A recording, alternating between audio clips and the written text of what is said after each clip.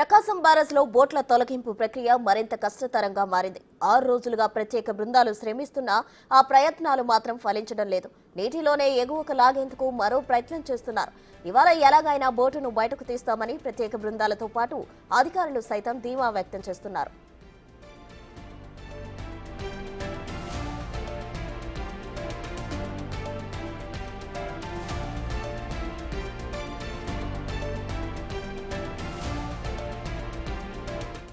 ఇవాళ water loading విధానాన్ని అమలు చేయనున్నారు అధికారులు. అందులో భాగంగా 50 టన్నుల సామర్థ్యం గల 2 బోట్లు తెప్పించారు.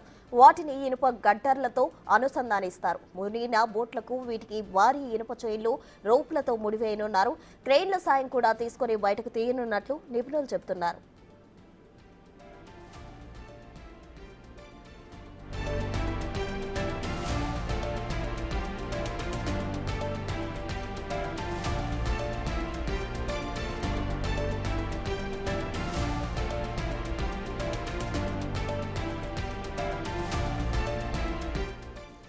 బోట్లు ఉన్న స్థానం నుంచి మరింత ముందుకు వచ్చాయి. బ్యారేజ్ వెనుక ఉన్న సేఫ్టీ వాల్ను బోట్లు ఢీ కొడితే లాగడం కష్టమని నిపుణులు భావించారు. దీంతో బోట్లను ముందుకు లాగే పనిని నిన్న తాత్కాలికంగా నిలిపివేశారు.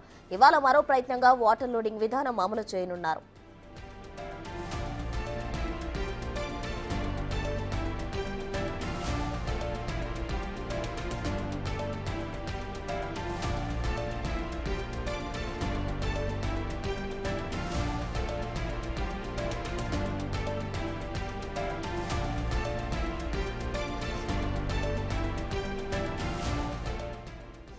ప్రకాశం బ్యారేజ్లో బోట్ల తొలగింపు ప్రక్రియ మరింత కష్టతరంగా మారింది.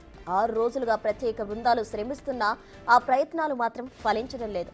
నీటిలోనే ఎగువకు లాగేందుకు మరో ప్రయత్నం చేస్తున్నారు.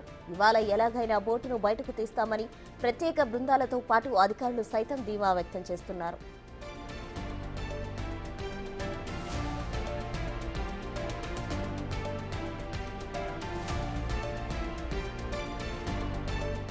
ఇవాళ వాటర్ లోడింగ్ విధానాన్ని అమలు చేయనున్నారు అధికారులు. అందులో భాగంగా 50 టన్నుల సామర్థ్యం గల 2 బోట్లు తెప్పించారు. వాటిని ఇనుప గడ్డర్లతో అనుసంధానించారు. మునిగిన బోట్లకు వీటికి భారీ ఇనుప చైన్లు, రోప్లతో ముడివేయనున్నారు. క్రెయిన్ల సాయం కూడా తీసుకుని బయటకు తీయనున్నట్లు నిపుణులు చెబుతున్నారు.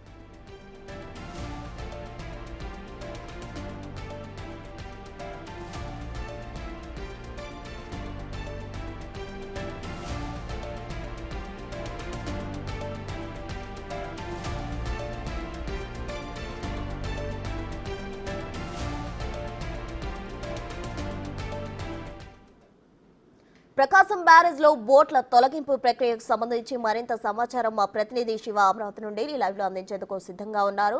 శివ, చెప్పండి, ఇప్పటికే 6 రోజులు గడుస్తున్న బోట్ల వెలికితీత ప్రక్రియ అయితే కష్టతరంగా మారింది. ఈ రోజు ఏ విధంగా బోట్లను వెలికితీసే ప్రయత్నం చేస్తున్నారు? తాజా డీటెయిల్స్ ఏంటి? ప్రస్తుతం మొత్తం మీద చూసుకుంటే ఆంధ్రప్రదేశ్ ప్రకాశం బ్యారేజ్ వద్ద ఏదైతే గేట్ల వద్ద ఢీకొన్న బోట్లను, ఇసుక బోట్లను తొలగించేందుకు 7 రోజులుగా వివిధ రకాల ప్రయత్నాలు చేస్తున్న ప్రయత్నాలు మాత్రం ఎక్కడ ప్రయత్నాలు అక్కడే నిలిచిపోతున్న పరిస్థితి కనిపిస్తూ ఉంది. తాజాగా 7వ రోజుకు సంబంధించి కూడా ప్రకాశం బ్యారేజీ వద్ద బోట్లను తొలగించేందుకు సరికొత్త ప్రయోగానికి శ్రీకారం చుట్టారు. ఏదైతే ప్రస్తుతం మనం విజువల్స్లో చూస్తున్నామో ప్రొక్లైనర్ సహాయంతో 2 కార్గో బోట్లని ఒకదానికి 2 బోట్లని వెల్డింగ్ చేసి ఒక బోటు చేసి ఆ బోట్లని ఇక్కడికి తీసుకొచ్చి ఏదైతే కృష్ణానదిలో గేట్ల దగ్గర ఇరక్కబోయినాయో వాటి కట్టి కింద నుంచి పైకి లాగేందుకు ప్రయత్నాలు చేస్తూ ఉన్నారు. మొదటి రోజు క్రెయిన్ల సహకారంతో, 2వ రోజు 3వ రోజు వెల్డింగ్ చేసి తీసే ప్రయత్నం చేశారు. 4వ రోజు 5వ రోజు బోట్ల ద్వారా వెలికి తీసే ప్రయత్నం చేశారు. 6వ రోజుకు సంబంధించి కూడా 2 బోట్లని అలాగే కింద నుంచి తీసుకొచ్చే ప్రయత్నాలు చేసిన పరిస్థితి. ఇక తాజాగా 7వ రోజుకి చేరుకున్న పరిస్థితి కనిపిస్తూ ఉంది. తాజాగా బోట్లు లాగడానికి ఈరోజు ప్లాన్ నెంబర్ 4ని అమలు చేస్తూ ఉంది టీము. 2 కార్గో బోట్లకి ఇనుప గడ్డర్లు, అంటే ఇనుప వాటిని అమర్చి రెండింటిని కలిపి ఒక బోటు చేస్తారు.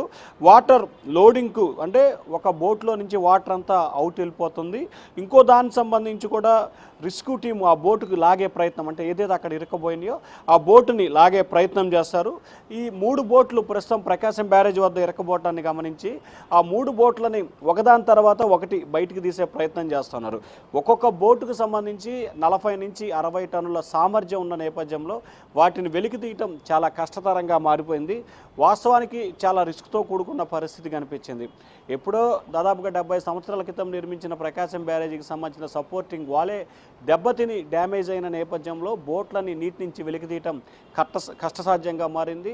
బోట్లోకి నీరు ఇసుక చేరుకోవడంతో అసలే దాదాపుగా 50 నుంచి 60 టన్నుల కెపాసిటీ గల బరువు బోట్ ఉండటం, దీనితోడు నీరు ప్లాజా ఇసుక చేరుకోవడంతో వాటిని వెలికి తీయటం చాలా ఇబ్బందికరంగా మారింది. ప్రస్తుతం అయితే ఇప్పుడే టీము అక్కడికి చేరుకున్నారు. ఒక స్టీమ్ బోట్లో కూడా కొంతమంది టీం అక్కడికి చేరుకున్న విజువల్స్లో కూడా మనం చూసుకోవచ్చు.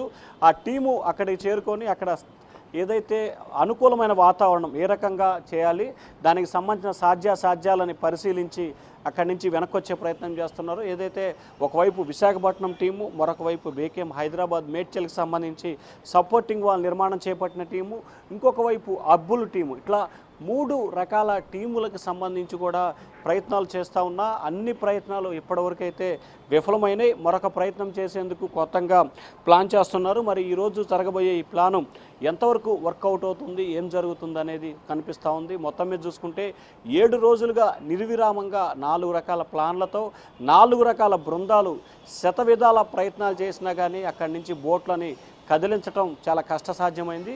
ఈరోజు 2 కార్గో బోట్ల ద్వారా ఒకవైపు నీటిని తోడటం, మరొక వైపు వాటికి తాళ్లు కట్టి లాగే ప్రయత్నం చేయాలని చెప్పి యంత్రాంగం అయితే విస్తృతమైన ప్రయత్నాలు అయితే చేస్తూ ఉంది. ప్రసన్న.